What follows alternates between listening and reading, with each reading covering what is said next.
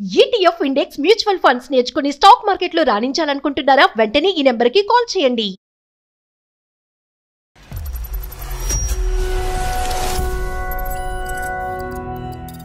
Call busy వచ్చిందంటే ఎవరితో మాట్లాడుతున్నావు, నీకు సరిపోలేదా నీకు? ఇతను ఏమన్నా పని చేస్తాడమ్మా? ఆ చుట్టుపక్కల వాచ్మెన్ కింద ఉంటూ ఉంటాడా? నన్ను చేసుకోకపోతే ఫస్ట్ నిన్ను చంపేసి నేను చచ్చిపోతా. టాక్సిక్ టాక్సిక్ కాకపోతే ఫెంటాస్టిక్.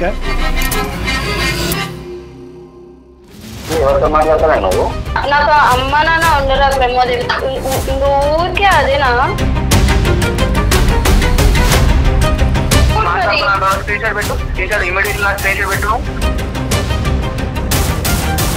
పూర్తి కంట్రోల్ తన చేతుల్లోనే. ఇంకా నిన్ను కంట్రోల్ చేయింది ఏముందమ్మా అతను? నువ్వు అమ్మాయిని చంపి బ్రతికిస్తున్నావయ్యా.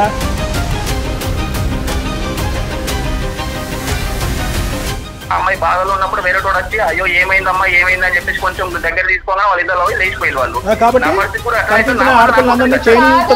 మీరు టార్చర్ చేస్తున్నా గాడి ఇన్ని సంవత్సరాలు నీతోనే ఉన్నా అంటే ఇంకా వేరే వాడితో పోతాను నువ్వు ఎట్లా అనుకుంటున్నావు? ఏందమ్మా ఇదంతా? ఎవడరా నువ్వు అని చెప్పాడు. ధైర్యం ఉండదా? వద్దమ్మా, వద్దు వద్దు వద్దు తల్లి, వందనాలు నీకు.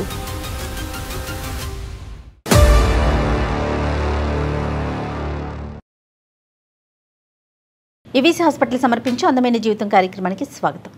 నమస్తే కళ్యాణ్. నమస్తే జయ గారు. అమ్మాయి పేరు సరయు. సరయు ఒక 3 pages మెయిల్ పెట్టింది నాకు.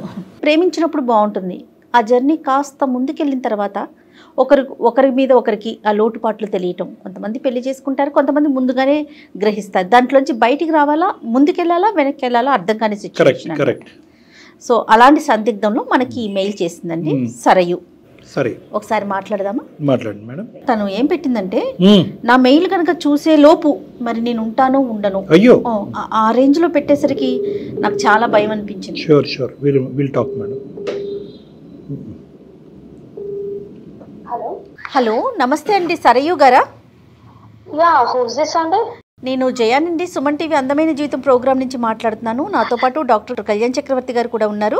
Thank you so much ma'am, call చేసినందుకు నా ప్రాబ్లమ్ని అర్థం చేసుకొని. తప్పకుండా అండి, తప్పకుండా. మీరు చాలా సీరియస్గా మెయిల్ పెట్టేసరికి మీరు పెట్టిన ఆ మెయిల్, ఆ వర్డ్స్ నాకైతే చాలా భయం అనిపించినాయండి. అందుకే డాక్టర్ గారి ముందు పెట్టాను. ఒకసారి డాక్టర్ గారితో మాట్లాడతారా? షూర్ మ్యామ్, మాట్లాడతాను మ్యామ్. హలో అమ్మ సరియు. నమస్తే సార్. నమస్తే. నువ్వే అఘాయిత్యానికి పాల్పడకుండా ఇలా సేఫ్గా ఉంటాం మాకు హ్యాపీగా ఉంది. ఎందుకంటే లాస్ట్ లైన్ ఈమెయిల్లో నేను ఉండకపోవచ్చు అని మీరు పెట్టారు కదా, చాలా బాధ. అవును సార్, అవును సార్. ఏంటమ్మా అంత బాధ కలిగి బ్రతకూడదు అనే వచ్చే ఆలోచన సంబంధించిన సమస్య ఏంటి?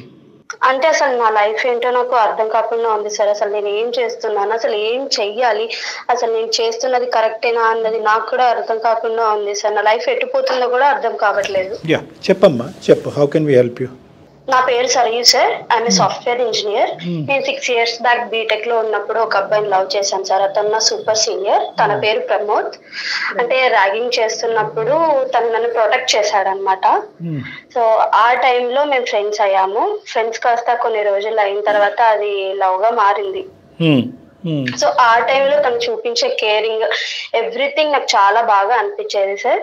అంటే ఎవ్రీథింగ్ తనే చూసుకునేవాడు అనమాట. అంటే నాకు ఏమైనా కావాలన్నా, లేదంటే నేను ఎటైనా బయటికి వెళ్ళాలన్నా తనే వచ్చి తీసుకుని వెళ్ళడము, తనే వచ్చి డ్రాప్ చేయడము, ఏదైనా ఫుడ్ తినాలన్నా తనే వచ్చి తీసుకెళ్ళడం. 1 rupee కూడా ఖర్చు పెట్టించేవాడు కాదు సార్ నాతో. అండ్ కాలేజ్ లో కూడా ఎవరైనా ఒక్క మాట అంటే కూడా వెళ్ళి వాళ్ళని కొట్టేసేవాడు. సో ఆ టైంలో అది నాకు చాలా బాగా నచ్చేసింది సార్. చెప్పండి చెప్పండి. అతనంటే నాకు చాలా ఇష్టం ఏర్పడింది అనమాట ఆ టైంలో. సో బట్ ఇప్పుడు వచ్చేసి ఇప్పుడు మ్యారేజ్ చేసుకుందాం అనుకునే టైంలో నాకు అసలు ఏం చేయాలో అర్థం కావట్లేదు. అసలు అతన్ని మ్యారేజ్ చేసుకోవాలా లేదా, లేదంటే నేను చచ్చిపోవాలా అనే స్టేజ్ లో ఉన్నాను సార్. అంత టార్చర్ చేస్తున్నాడు నన్ను అతను. బ్రతకటానికి ఇంకేమీ లేవా అమ్మ? మ్యారేజ్ చేసుకోవాలా, చచ్చిపోవాలంటే బ్రతకటానికి ఇంకేం ప్రయారిటీస్ లేవా మన జీవితంలో? మీ అమ్మ నాన్న, పేరెంట్స్, ఇంకా చాలా ఉంటాయి. ఎనీవే, మేము అప్పుడే అబ్రప్ట్గా కానీ ఏమమ్మా అప్పుడు అంత యూటర్న్ తీసుకునేటటువంటి ఆలోచన ఎందుకు వచ్చింది మీకు? అంటే సార్ నేను అతన్ని చాలా లవ్ చేశాను సార్, కానీ ఇప్పుడున్న సిచ్యువేషన్ లో అసలు అది రిలేషన్షిప్ పొసెసివ్నెస్ చూపిస్తున్నాడా, లేదంటే అతి ప్రేమ వల్ల అలా చేస్తున్నాడా, లేదంటే టాక్సిక్ అయిపోయాడా, అసలు ఏంటో అర్థం కావట్లేదు సార్. చాలా అంటే చాలా టార్చర్ చేస్తున్నారు సార్. రోజు ఏదో ఒకటి తీసి నన్ను కొట్టడము, తిట్టడము. అంటే మీరేంటమ్మా లివింగ్ లో ఉన్నారా లేదంటే? లేదు సార్, లివింగ్ లో ఏం లేదు, నేను హాస్టల్లో ఉంటాను సార్. తను వచ్చేసి రూమ్ లో ఉంటారు. ఎంగేజ్మెంట్ దాకా వచ్చిన సంబంధాన్ని కూడా క్యాన్సిల్ చేసుకొని ఇంట్లో ఫైట్ చేసి మరి తననే పెళ్లి చేసుకుంటానని చెప్పాను సార్. మా పేరెంట్స్ కూడా చాలా తిట్టారు, కొట్టారు, అయినా కూడా నేను అతన్నే పెళ్లి చేసుకుంటాను అని చెప్పి మరీ ఉన్నాను సార్. అంటే ఫైనల్ గా ఒప్పుకున్నారమ్మా? అంటే ఆ అబ్బాయి సైడ్ గానీ మీ సైడ్ గానీ పేరెంట్స్ అంగీకరించారా? నువ్వు ఇంత గట్టిగా చెప్తున్నావు అంటే అబ్బాయి మంచోడే అని చెప్పి ఒప్పుకున్నారు సార్. మరి ఈ అబ్బాయితో ప్రాబ్లం ఏంటమ్మా? అంటే ఫస్ట్ స్టార్టింగ్ చాలా బాగా ఉండేవాడు సార్, చాలా బాగా, అంటే ఎంత మంచిగా కేరింగ్ గా చూసుకునేవాడు. ఆ కేరింగ్ రాను రాను ఏమైపోయిందంటే నాకు చాలా కష్టంగా అయిపోతుంది సార్. అతన్ని భరించలేకుండా ఉన్నాను. ఎలా అంటే మా అమ్మలతో మాట్లాడినా కూడా, ఎందుకు ఇంతసేపు మాట్లాడుతున్నావు, ఇంతసేపు మాట్లాడడం అవసరమా, ఏం మాట్లాడుకుంటున్నారు ఇంతసేపు అని ప్రతి ఒక్క చిన్న పాయింట్ కూడా నాకు చెప్పాలి. నువ్వు బయటికి వెళ్ళేది నాకు చెప్పాలి. ఒకవేళ బయటకు వెళ్తున్నా అంటే నేను లేకుండా నువ్వెందుకు బయటకు వెళ్ళడము, నీకు అంత పని ఏం అవసరమైంది, నీకు పని అవసరం ఉంది అంటే నాకు ఫోన్ చేయి, నేను వచ్చి తీసుకొని వెళ్తాను అని అంటారు సార్. ఈ చేంజ్ అంతా అబ్రప్ట్ గా ఒక సడన్ గా ఒక రోజు వచ్చిందమ్మా, లేదంటే over a period of time వచ్చిందా, లేదంటే ఏమన్నా నీ సైడ్ ఏమైనా తప్పు కానీ, అంటే తెలిసి తెలియనటువంటి ఏమైనా తప్పు జరగటం వల్ల అతను అలా మారిపోయాడు? స్టార్టింగ్ నుంచి ఇలా ఉంటే కనుక 6 years రిలేషన్షిప్ అవ్వదు కదా అమ్మా ఇది. స్టార్టింగ్ లో ఉన్నప్పుడు నాకు అది కేరింగ్ గా అనిపించింది సార్, కేరింగ్ గా అనిపించి మంచిగా అనిపించింది. కానీ రాను రాను బీటెక్ అయిపోయిన తర్వాత ఇద్దరికి జాబ్ వచ్చింది, మంచిగా సెటిల్ అయ్యాము, మ్యారేజ్ చేసుకున్నాము అనే టైంలో ఇతను ఇలా మాట్లాడడం స్టార్ట్ చేశాడు అనమాట. ఏంటి, ఎందుకు, అన్ని క్వశ్చన్స్ చేస్తూ ఉంటాడు సార్. ఎప్పుడైనా బయటకు తినడానికి వెళ్తా అన్నా కూడా, నేను లేకుండా ఎట్లా వెళ్తావు తినడానికి నువ్వు అన్నట్లు మాట్లాడతారు సార్. నేను ఒక రోజు అంటే మా ఫ్రెండ్స్ తో బయటకు వెళ్ళాను సార్, వండర్లా ఇలా ట్రిప్కి వెళ్తాం కదా, అలా వెళ్ళాను అనమాట. వెళ్తే అప్పుడు ఫోన్ చేసి, నీకు ఎవరు పర్మిషన్ ఇచ్చారు వెళ్ళడానికి, నేను వెళ్ళమని చెప్పానా, నువ్వు అర్జెంట్ గా ఎక్కడుంటే అక్కడ నుంచి హాస్టల్కి వచ్చాయని చెప్పి తిట్టాడు సార్ ఆ రోజు మా ఫ్రెండ్స్ అందరి ముందు. నేను అప్పటికప్పుడే వచ్చేసి హాస్టల్కి వచ్చేసాను. సో ఇలా మాట్లాడుతూ కొట్టే పరిస్థితి ఎందుకు వచ్చిందమ్మా? కొట్టాడు అని కూడా అన్నావు, ఏమైనా తాగుతాడా, అలాంటివి ఏమైనా ఉన్నాయా? లేదు, తాగడం అలా ఏం లేదు సార్. ఒక రోజు ఏంటంటే నా బీటెక్ ఫ్రెండ్స్ నాకు మెసేజ్ చేశాడు అనమాట, ఒక అబ్బాయి, ఏం చేస్తున్నావు అంటే నార్మల్ కన్వర్సేషన్ మాట్లాడుకున్నాం సార్. ఏం చేస్తున్నావు, ఎలా ఉన్నావు, ఎక్కడున్నావు, ఇలా మాట్లాడారనమాట. మాట్లాడినప్పుడు నార్మల్ గా తిన్నావా అంటే, ఆహా నేను తిన్నాను, నువ్వు తిన్నావా అని అడిగాను సార్ నేను. ఆ టెక్స్ట్ చూసి, వాడు తినకపోతే నీకెందుకు, నువ్వు వెళ్ళి తినిపిస్తావా, లేదంటే నువ్వు తినకపోతే ఆ అబ్బాయి వచ్చి నీకు తినిపిస్తాడా అని చెప్పి రోడ్డు మీద హాస్టల్ ముందు అందరి ముందు కొట్టాడు సార్. ఒక్క రోజు ఒక నైట్ నార్మల్ గా నేను నిద్ర వచ్చేసి పడుకున్నాను సార్ కాల్ చేయకుండా. మార్నింగ్ లేచి చూసేసరికి 100 మిస్డ్ కాల్స్ ఉన్నాయి సార్, 100 మిస్డ్ కాల్స్ ఉన్నాయి. అంటే ఎత్తకపోతే వెంటనే కాల్ చేస్తాడు అంతే కదమ్మా? అవును సార్. నైట్ నేను పడుకునేటప్పుడు వీడియో కాల్ చేయాలి, నేను ఇంకో హాస్టల్లో ఉన్నాను పడుకుంటానని వీడియో కాల్ చేసి అప్పుడు పడుకోవాలి. అండ్ మార్నింగ్ కాల్ చేసి, నువ్వు ఫస్ట్ హాస్టల్ కిందకి రా, నేను కిందనే కూర్చున్నా, నైట్ నుంచి నేను కిందనే ఉన్నా, నువ్వు ఇప్పుడు హాస్టల్ కిందకి రా అని అన్నాడు సార్. నేను కిందకి వెళ్ళాను అనమాట. కిందకి వెళ్ళగానే అందరి ముందు లాగి పెట్టి కొడితే 5 వచ్చులు పడ్డాయి సార్ చెంప మీద నాకు. వెళ్ళి గోల చేశాడు. హాస్టల్ వార్డెన్ అడిగాడు, ఈ అమ్మాయి నైట్ ఇక్కడే ఉందా, ఎక్కడికి వెళ్ళింది, బయటకు వెళ్ళిందా, లేదంటే నాకు కాల్ చేయలేదు అని చెప్పి గొడవ పెట్టుకున్నాడు సార్ హాస్టల్ వార్డెన్ తో కూడా. ఇతను ఏమన్నా పని చేస్తాడమ్మా, ఆ చుట్టుపక్కల వాచ్మెన్ కింద ఉంటూ ఉంటాడా? తను కూడా సాఫ్ట్వేర్ ఎంప్లాయీ సార్. అంటే జాబ్ కూడా నాకు తనే రిఫర్ చేశాడు. అది కూడా ఎందుకని నాకు తర్వాత అర్థమైంది, వాళ్ళ ఫ్రెండ్స్ అందులో ఉన్నారంట. నేను ఏం చేస్తున్నాను, ఎలా ఉంటున్నాను, ఎక్కడికి వెళ్తున్నాను అవన్నీ తెలుసుకోవడానికి వాళ్ళకి తెలిసిన కంపెనీలోనే నాకు జాబ్ రిఫరెన్స్ ఇచ్చాడు సార్. ఆయన ఇంక ఉద్యోగం ఎక్కడ చేస్తున్నాడమ్మా, నీకు జాబ్ ఇప్పించాడు బాగానే ఉంది, నీ వెనకాల తిరగటమే సరిపోతా ఉంది కదా. ఇదే ఈ ఎంక్వైరీలోనే ఉంటాడు అతను ఉదయం నుంచి సాయంకాలం వరకు. అవును సార్. ఫస్ట్ నుంచి ఇలానే ఉండేవాడు సార్. కానీ ఆ టైంలో ఏమనిపించింది అంటే చాలా కేరింగ్ గా, లైక్ ఒక అర్జున్ రెడ్డిని చూస్తున్నట్టు ఆ ఫీలింగ్ లో ఉండేదాన్ని. కాబట్టి నాకు అప్పుడు ఏం అనిపించలేదు సార్, చాలా కేరింగ్ గా అనిపించింది. కానీ రాను రాను రాను ఏంటంటే అది భరించి భరించి భరించి నాకు అది పాసెసివ్ లాగా, టాక్సింగ్ లాగా అయిపోతుంది సార్. ఇప్పుడు వాట్సాప్ సీన్ కనపడకపోయినా కానీ తిడతారు సార్. ఏదైనా మంచి పిక్ స్టేటస్ లో పెట్టినా కూడా ఈ పిక్ ఎందుకు స్టేటస్ లో పెట్టావు, ఎవరి కోసం స్టేటస్ లో పెట్టావని తిడతారు సార్. ఇన్స్టాగ్రామ్ అకౌంట్ కూడా తీసుకున్నాడు అతనే. ఎవరైనా ఫాలో అంటే ఎవరైనా రిక్వెస్ట్ పెట్టినా కూడా ఇతను ఎందుకు నీకు రిక్వెస్ట్ పెట్టాడు, నీకు తెలుసా, ఇతను నువ్వు ఆయనకి తెలుసా అన్నట్టు మాట్లాడతాడు. ఎప్పుడైనా రోడ్డు మీద నార్మల్ బయటకు నడుచుకుంటూ వెళ్ళినా కూడా ఎవరైనా అబ్బాయి నన్ను చూసినా, ఆ అబ్బాయి నీకెలా చూస్తున్నాడే, నీకు తెలుసా అబ్బాయి నీ ఫ్రెండా, లేదంటే మీరిద్దరే మనం కోఆర్డినేట్ చేసుకుంటున్నారా కళ్ళతో అని మాట్లాడతాడు సార్. జస్ట్ నార్మల్ నడుచుకుంటూ వెళ్ళి ఎవరో పర్సన్, ర్యాండమ్ పర్సన్ చూసినా కూడా అలానే మాట్లాడతాడు. ఇన్ని విధాలుగా ఉన్న ఇతనైతే కరెక్ట్ గా ఉంటదమ్మా, ఇతని వ్యక్తిత్వం గానీ. నేను చాలా టైమ్స్ చెప్పాను సార్, అసలు నువ్వు నాకు వద్దు అని చెప్తే చాలు, నేను లేకుండా నువ్వు ఒక్క అడుగు కూడా ముందుకు వేయలేవు, నేను లేకుండా అసలు నువ్వు ఎలా ఉంటావు అని చెప్పి చేతులు కోసుకోవడము, లేదంటే నన్ను బెదిరించడము, లేదంటే మా అమ్మ నెంబర్ తీసుకున్నారు సార్. ఎలా తీసుకున్నాడో కూడా నాకు తెలియదు. ఫోన్ లో మా అమ్మ నెంబర్ తీసుకొని మీ అమ్మకి చెప్తానని బెదిరించడము, అలాంటివి చేసేవాడు సార్. చెప్తే చెప్పుకోమనండి, ఎవరు నమ్ముతారు ఇవన్నీ పిచ్చి మాటలన్నీ. ఇంకా ఏదైనా డ్రెస్ వేసుకొని బయటకు, ఈ డ్రెస్ ఎందుకు వేసుకున్నావు నువ్వు, ఈ డ్రెస్ వేసుకోకూడదు, ఈ డ్రెస్ వేసుకోవాలి, నువ్వు ఆఫీస్కి వెళ్ళేటప్పుడు కూడా ఈ డ్రెస్ వేసుకోవాలి అని చెప్పి ముందే చెప్పేవాడు సార్. పూర్తి కంట్రోల్ తన చేతుల్లోనే. ఇంకా నిన్ను కంట్రోల్ చేయింది ఏముందమ్మా అతను? నువ్వు తినే తిండి, చదువు మా మమ్మీ డాడీ కూడా అసలు ఈ 26 years లో ఒక్కసారి కూడా నన్ను కొట్టలేదు సార్. మా అమ్మ నాన్న కూడా. ఇతను నన్ను ఎన్ని సార్లు కొట్టాడో, ఎవ్రీడే ఏడుస్తాను సార్, ఎవ్రీడే. నేను అసలు మంచిగా సంతోషంగా ఉన్న రోజే లేదు సార్. కదమ్మా, ఇంత ఫైట్ చేసి మీ పేరెంట్స్ ని ఒప్పించినటువంటి ఈ మహానుభావుడు గురించి మళ్ళీ మీ తల్లిదండ్రులకి వెళ్ళి చెప్పావా?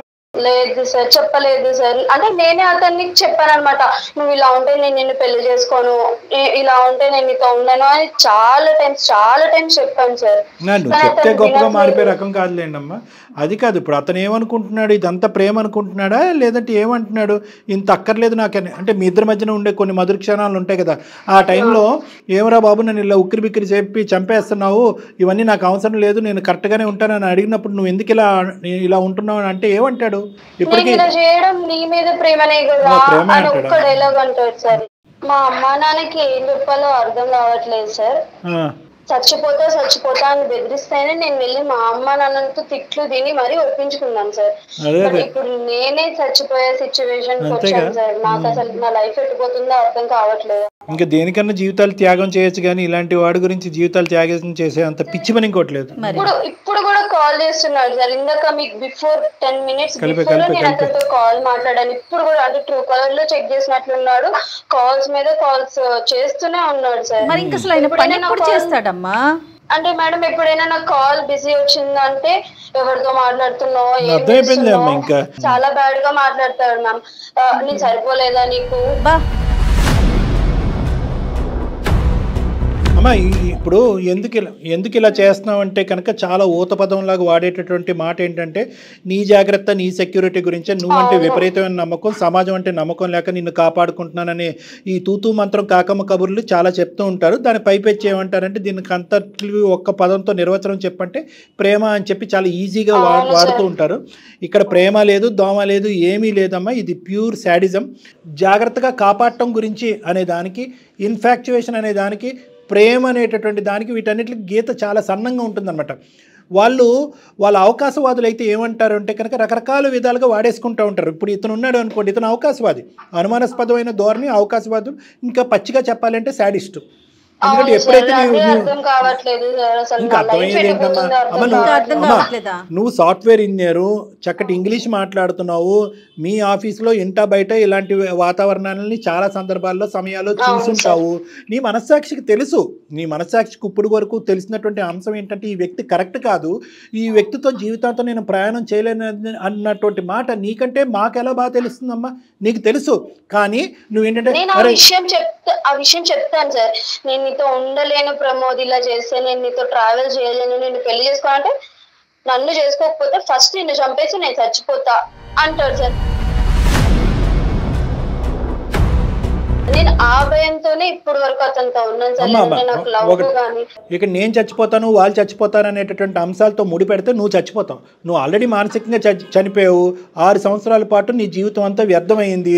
ఆఖరికి మీ తల్లిదండ్రులను ఎవరినైతే బలవంతంగా ఒప్పించావో ఆ తల్లిదండ్రుల దగ్గరికి ఎదురెళ్ళి అమ్మా నాన్న ఇలా ఉన్నాడు నా సెలక్షన్ అని చెప్పుకోలేనటువంటి దుస్థితి.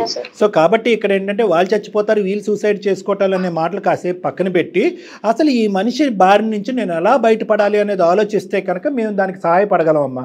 ఇన్ని సంవత్సరాల పాటు ప్రేమించాను కాబట్టి ఇంకొక 100 సంవత్సరాలు ఇంకో 90 సంవత్సరాల పాటు అక్కడే పడి చచ్చిపోతాను అనేటటువంటి ఆలోచనలోంచి దయచేసి ఉండద్దు. ఎందుకంటే ప్రేమను కాస్త తీసుకెళ్ళి పెళ్ళి కాస్త ఒక పర్మనెంట్. ఇక్కడైతే యూటర్న్ తిరగచ్చు మేడం. ఇంకా పెళ్ళిలో ఏం యూటర్న్ ఉంది వీళ్ళకి? సహజంగా అమ్మాయిలు ఎట్లా ఆలోచిస్తారంటే డాక్టర్ గారు చాలా సెంటిమెంటల్ గా ఆలోచించేస్తారండి.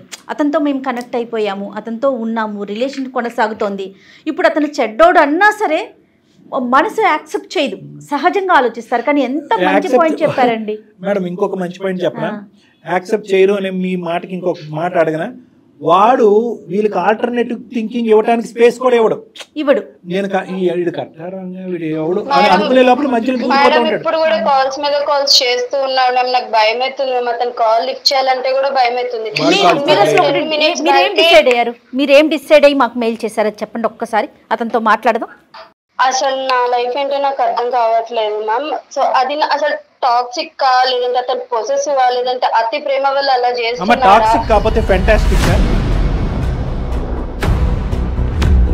అసలు ఆ రిలేషన్షిప్ లో నుంచి నాకు ఎలా బయటికి రావాలన్నది కూడా అర్థం కావట్లేదు సార్.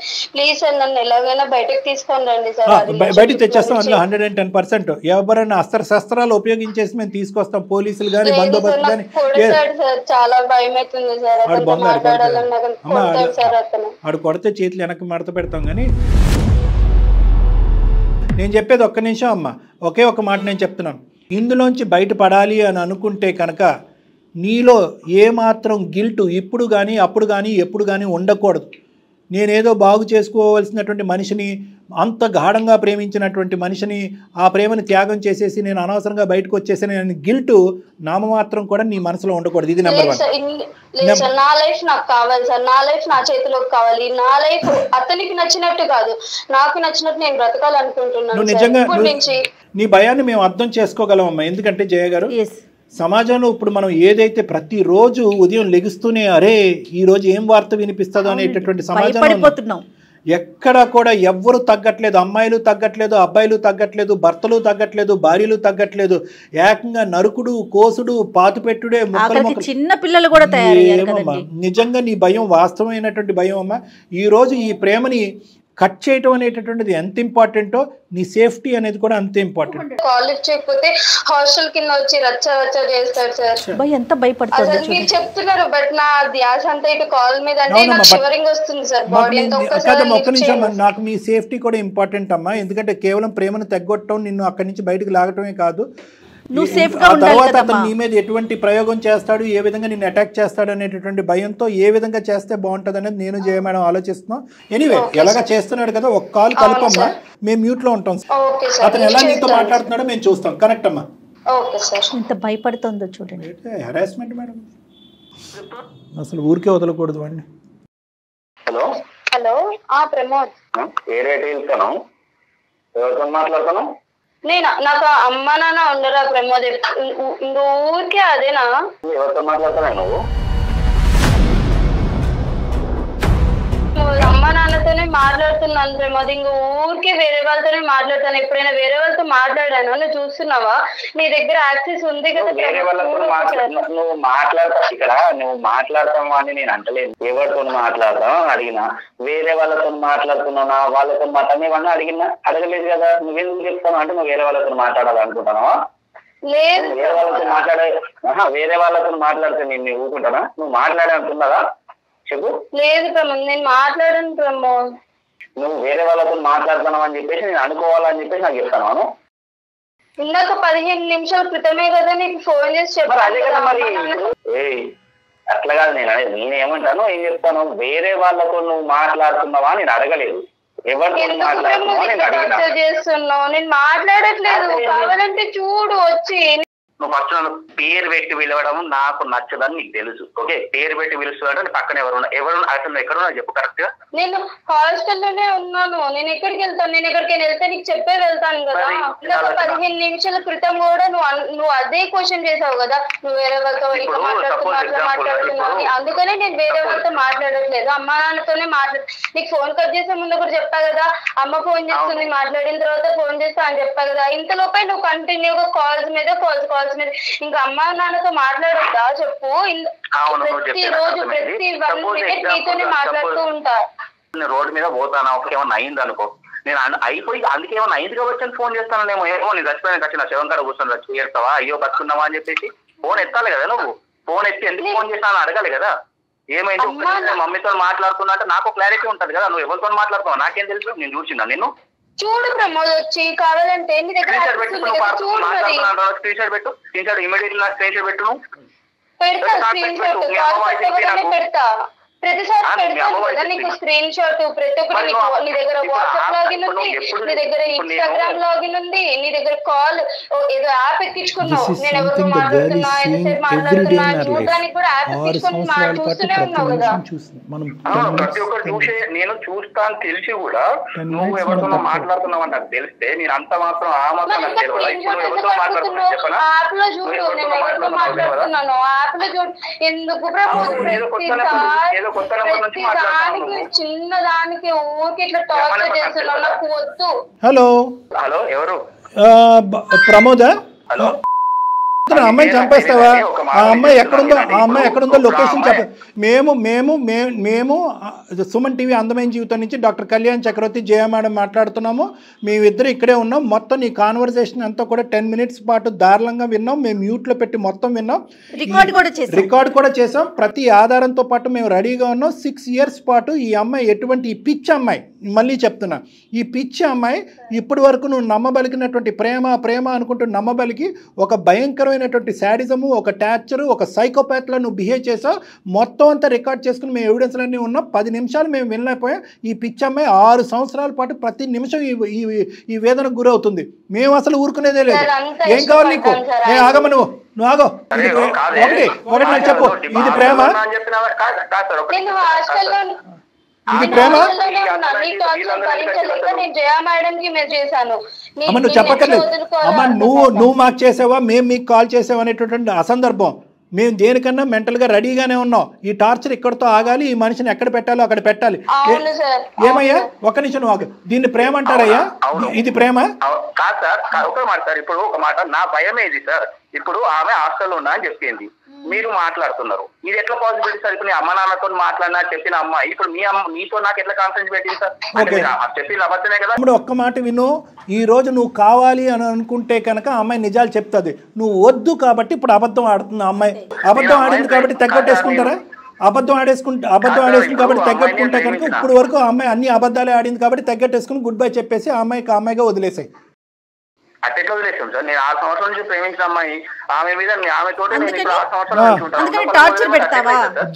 6 సంవత్సరాల పాటు ప్రేమించావు కాబట్టి జీవితాంతో పాటు నీతో పాటే సస్తానని చెప్పి సర్టిఫికేట్ రాసి అగ్రిమెంట్ రాసి ఇచ్చిందా నీకేమన్నా అమ్మాయి? లేదంటే అమ్మ నాన్న ఇచ్చారా?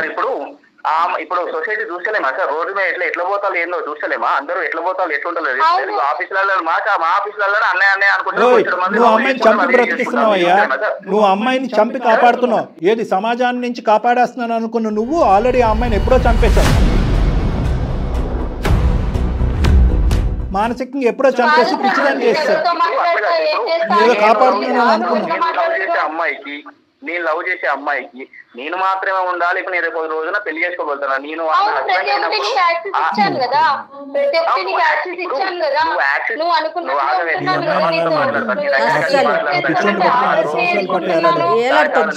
నీతో నేనేం మాట్లాడుతాను నీతో, కానీ సార్ వాళ్ళు ఏం అడుగుతున్నారు కానీ నేను చెప్తాను. నా బాధ కూడా నేను చెప్పుకుంటా. ఇప్పుడు రోడ్డు మీద చాలా మంది చూస్తున్నా. నా ఫ్రెండ్ కూడా ఒక అమ్మాయిని 12 years నుంచి చిన్నప్పటి నుంచి లవ్ చేసిండు. ఉన్న పరంగా అమ్మాయి వేరే వాళ్ళు ఇష్టపడగానే ఆ అమ్మాయి బాధలో ఉన్నప్పుడు వేరే తోడు వచ్చి అయ్యో ఏమైందమ్మా ఏమైంది అని చెప్పేసి కొంచెం దగ్గర తీసుకోగా వాళ్ళు ఇద్దరు లేచిపోయి వాళ్ళు.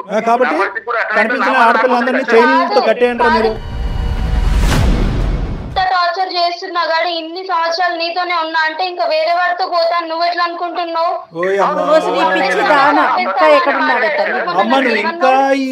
నువ్వు ఇంకా ఇంత మంచితనాన్ని వహిస్తూ అతన్ని కాపాడుతూ అతని కోపాన్ని బారిన పడకుండా అతను మూడో కన్ను నింపేస్తాడేమో నేను బసం అయిపోతాను అనుకుంటూ నువ్వు ఏందమ్మా ఇదంతాని కాదు ఎవడరా నువ్వు అని చెప్పాడు.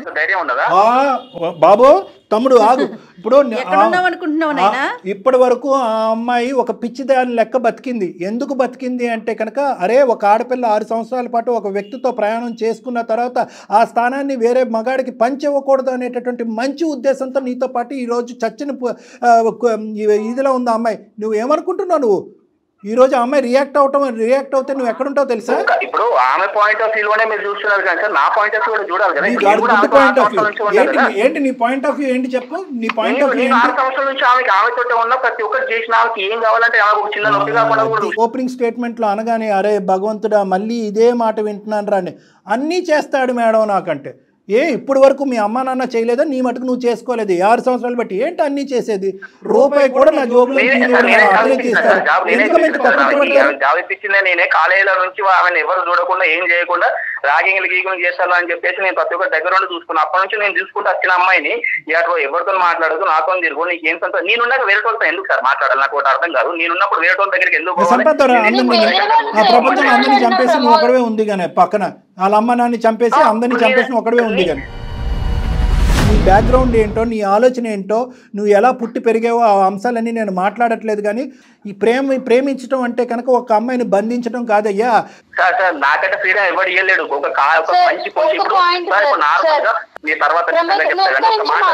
అమ్మాయిలు ఒక అమ్మాయి ఫోన్ చేసి అమ్మాయితో మాట్లాడుతున్నా గానీ ఆ అమ్మాయి ఎందుకు ఫోన్ చేసింది? ఓహో ఆ అబ్బాయి ఇప్పుడు నీతో మాట్లాడడానికి ట్రై చేసి కాన్ఫరెన్స్ కలిపేవాడు కదా, కాన్ఫరెన్స్ కాల్ మాట్లాడుకోవడానికి కాల్ చేసుకున్నారా మీరు అని చెప్పి అనుమానిస్తాడు సార్. అది ఒక అమ్మాయితో మాట్లాడినా కూడా అనుమానిస్తాడు. టెక్స్ట్ బుక్ ఆఫ్ అనుమానం అని ఒక టెక్స్ట్ బుక్ రాస్తే కనుక అందులో ఒక 1000 పాయింట్లు ఉంటాయి కనుక 1000 రకాల అనుమానాలు ఉంటాయి కనుక అన్ని అనుమానాలకి నిర్వచనం మీనింగ్ అన్నీ కూడా మీ ప్రమోదే, నో డౌట్ అబౌట్ ఇట్. కానీ అతను ఇంకా అదే ఒకటి అర్థం కాదు సార్, నీకేం చాలా అర్థం కాదు మాట్లాడేది సార్. ఇప్పుడు ఒక విషయం సార్, ఈమెకి అసలు మాట్లాడడానికి అసలు ఇప్పుడు ఎవరు మాట్లాడుతున్నా నాకు తెలియదు.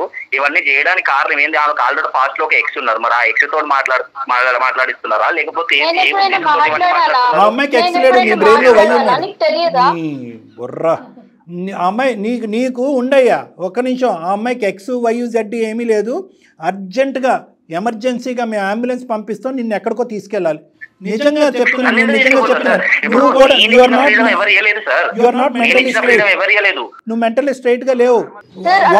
ఇచ్చాడు లైఫ్ ఇచ్చాడు ఓకే సార్, బట్ నా లైఫ్ నా చేతిలో కాకుండా అతనికి నచ్చినట్టు బ్రతకమంటే నేను ఎలా బ్రతుకుతాను సార్ చెప్పండి. నేను చచ్చిపోయేటట్టు ఒకవేళ ఉంటే నాకంటే ముందు ఒక రోజు ముందు చచ్చిపోవాలి సార్, ఇది నేను కోరుకుంటాను. ఎందుకంటే అమ్మాయి నా లెక్కనే ఉండాలి, నాతోటే ఉండాలని ఒక ఇంటెన్షన్ ఎవరికైనా ఉంటుంది, నాకు అది కావాలి సార్ అంతే.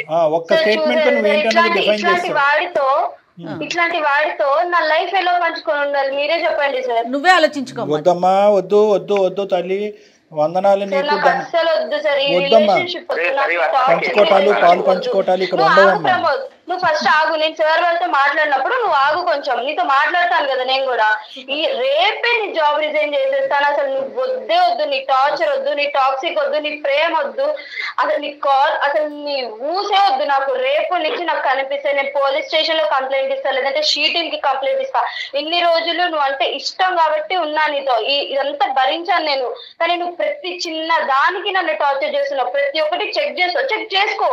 అక్కడ నా మిస్టేక్ లేకపోయినా కానీ నన్ను తిడతావు. నాకు వద్దు ప్రమోద్ ఇట్లాంటి రిలేషన్షిప్ వద్దు. నేను మా అమ్మ నాన్నకు కూడా చెప్తా, నన్ను కొట్టినా తిట్టినా వాళ్ళు ఏదన్నా చేసుకోని నేను వెళ్ళి మా అమ్మ నాన్నకు కూడా చెప్తాను, ఇలా ఉందమ్మా నాకు వద్దు వాడు అని చెప్పి. నువ్వు లేకపోతే నేను ఉండలేను, నువ్వు ఈ నాటకాలు నాకు తెలుసు ప్రమోద్. ఈ 2 రోజులు మంచిగా ఉంటావు, మళ్ళీ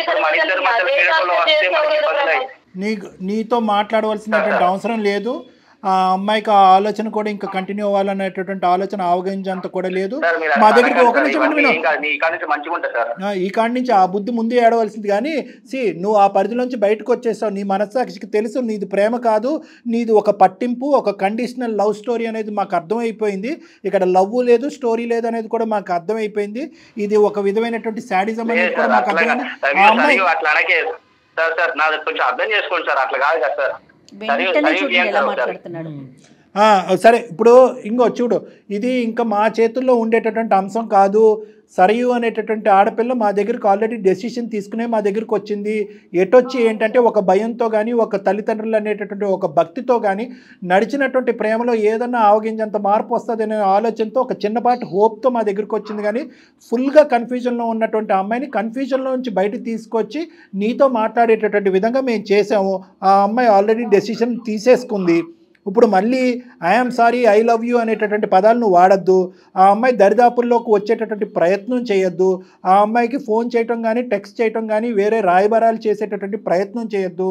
ఇవన్నీ ఏమైనా చేసినట్టు మాకు తెలిసింది అంటే కనుక తక్షణ కర్తవ్యంగా మేము పోలీసుని ఇన్వాల్వ్ చేయవలసినటువంటి అవసరం ఉంటుంది. దానికి నో హెజిటేషన్. అంత దూరం దాకా ఎందుకు పోతారు సార్? ఇక్కడ నుంచి నా లైఫ్ నేను చూసుకుంటాను, నా లైఫ్ నీ చేతుల్లో పెట్టాలి. జాబ్ రిజైన్ చేస్తుంది. ఆగమైనట్టే కదా, జాబ్ రిజైన్ చేస్తుంది. నేను కూడా ఉన్నాను కదా సార్. అమ్మాయి దురదృష్టం కొద్దీ 5 సంవత్సరాలు 6 సంవత్సరాల తర్వాత మాకు కాంటాక్ట్ చేయటం వల్ల ఒక కొత్త ఫ్రీడమ్, ఒక కొత్త స్వేచ్ఛాయుతమైనటువంటి ఒక ఫ్రీడమ్, ఒక పునర్జన్మ ఇచ్చాం అమ్మాయికి. ఒక పునర్జన్మ ఇచ్చాం.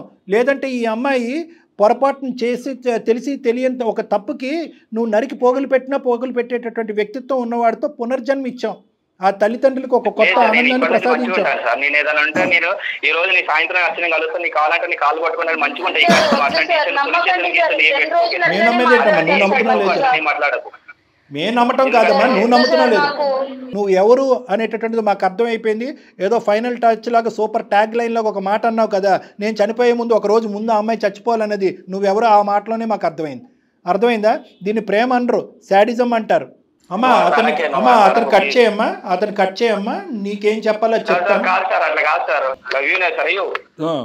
ఐ లవ్ యూ అలా స్మరించుకుంటూ ఉండు. హలో, ఉన్నావమ్మా? సరే, కట్ చేసావు. రైట్, ఒకటి వినమ్మా. It is not going to be an easy game with him now. Okay, ఈ డెసిషన్ అనేటటువంటిది నువ్వు ముందే తీసుకుని ఉంటే కనుక అతను ఏవో నేను ఇచ్చేసాను, నేను చేసేసాను, నేను ప్రసాదించాను, ఇంకో జీవితాన్ని ఇచ్చాను అనేటటువంటి మాటలన్నీ కూడా ఈ రోజు అతను మాట్లాడకుండా అవకాశం ఇవ్వకుండా నువ్వు ఉండుంటే కనుక ఈ రోజు సిచ్యువేషన్ ఇంకో విధంగా ఉండేది. అతను ఇస్తూనే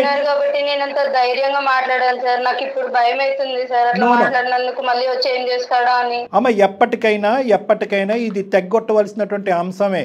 ఇంతకాలం ఆ భయాంతోనే ఇది ప్రేమ అనుకుంటూ దాన్ని కాపాడుకుంటూ గుడ్డిగా ముందుకెళ్ళావు. ఇది మేం కాబట్టి ఈ మాత్రమేనా మాట్లాడాం. మీ తల్లిదండ్రులు అయింటే కనుక వాడు మెడొంచి చేతులు వెనక్కు ఉంచి ఈ పాటికే పోలీస్ స్టేషన్కి పట్టుకెళ్ళి ఉండేవారు, వాళ్ళ కూతురికి జరిగేటటువంటి అన్యాయాన్ని చూడలేక. కాబట్టి ఇప్పటికే నువ్వు డిక్లేర్ చేసి మాలాంటి వ్యక్తుల యొక్క సహాయం తీసుకోవటానికి ఇప్పటికీ లేట్ చేస్తావు. నీలాంటి ఆడపిల్లలందరికీ మేము చెప్పేది ఇదే, మీరు ప్రేమించేటటువంటి వ్యక్తి ఒకప్పుడు శాడిస్ట్గా గానో, ఒక పనికిరానటువంటి వ్యక్తి హింసాత్మకమైనటువంటి ఆలోచన శైలితో ఉన్నట్టుగా మీకు ఆవగింజంత 0.5% అనిపిస్తే కనుక వెంటనే తక్షణమే మీ తల్లిదండ్రుల యొక్క సహాయం కానీ, స్నేహితుల యొక్క సహాయం కానీ వెంటనే తీసుకోండి. అక్కడ దయచేసి సిగ్గుపడద్దు, మోమాటం పడద్దు, భయపడద్దు. వాళ్ళు మీ తల్లిదండ్రులు కాబట్టి మీ శ్రేయస్ కోరుకునే వాళ్ళు ఆలోచిస్తారు. ఒకటో రెండో మాటలు చెడుగా అన్నా కూడా ఫైనల్గా మీ కాపాడటానికి తగిన చర్యలు తీసుకునేటటువంటి ప్రయత్నం చేస్తారమ్మా. ఈ పాటికి నువ్వు మీ పేరెంట్స్తో చెప్పుంటే ఈరోజు సుమన్ టీవీ మా అవసరం లేదుగా. రైట్, ఇప్పుడు నేను ఇంకొక మాట చెప్తున్నాను. He is not going to go away easy. ఎందుకంటే కనుక ఏదో నీ కాళ్ళ మీద పడతాడు, మళ్ళీ వస్తాడు, బేరసారాలు చేస్తాడు, అవకాశం లేకపోతే బెదిరిస్తాడు. నువ్వు ఫస్ట్ జాబ్ రిజైన్ చేయాలి. హాస్టల్ ఖాళీ చేసి వెంటనే మీ తల్లిదండ్రుల దగ్గరికి వెళ్ళాలి. ఈ ఉద్యోగం కాకపోతే నీకు ఇంకో ఉద్యోగం రావడానికి అవకాశం ఉంది. ఈ ప్రేమ నిలవదు, ఈ అబ్బాయితో జీవితాంతం ఉండలేవు అనేటటువంటి అంశం ఇక్కడితో మనం తేల్చినా కూడా, ఆల్రెడీ నువ్వు 80% డిసైడ్ అయ్యి మా దగ్గరికి వచ్చినా కూడా ఈరోజు ముందస్తుగా మనం కంప్లైంట్ పెట్టుకుని అటువంటి దిశగా కూడా మేము కొన్ని యాక్షన్స్ తీసుకుంటాం. ఏం మేడం? డెఫినెట్గా అండి, డెఫినెట్గా కళ్యాణ్ గారు. ధైర్యంగా ఉండమ్మా. ఆల్ ద బెస్ట్ అమ్మా. Thank you. Okay sir, thank you sir. కేవలం మోరల్ సపోర్ట్ లేకపోవటం, పేరెంట్స్కి చెప్పకపోవటం, తర్వాత మీరు ఇందాక ఒక మంచి పాయింట్ చెప్పారండి, ఇయర్స్ లెక్క పెట్టుకోవద్దు. ఆడపిల్లలు ఏదన్నా ఒక రిలేషన్లో ఉంటే ఇన్ని సంవత్సరాలు ఉన్నాను కదా, ఎలా బయటికి రావాలి అనేది ఆలోచించొద్దు. వ్యాలిడ్ పాయింట్ డాక్టర్ గారు. ప్రాక్టికల్ గా ఆలోచించాలి. అవునమ్మా, it's a beautiful episode madam, and beautiful message to the society. అందరూ చూడవలసినటువంటి ఒక ఎపిసోడ్. తల్లిదండ్రులు కానీ, ఈ వయసులో ఉండేటటువంటిది ఏదో 18 to 24 ఏజ్ గ్రూప్లో ఉండేటటువంటి యువతులు కానీ అందరూ కూడా చూడవలసినటువంటి ఎపిసోడు. ప్రేమ అనేటటువంటిది ఎంత ఇంపార్టెంటో ఆ ప్రేమ ముసుగులో జరిగేటటువంటి అరాచకాలు కూడా ఒక్కసారి గుర్తు పెట్టుకుని అనుమానంతో ముందుకెళ్ళి జడ్జ్మెంటల్ కెపాసిటీ అనేటటువంటిది తట్టి లేపండి. You will be safe. 100%. నమస్తే. Thank you.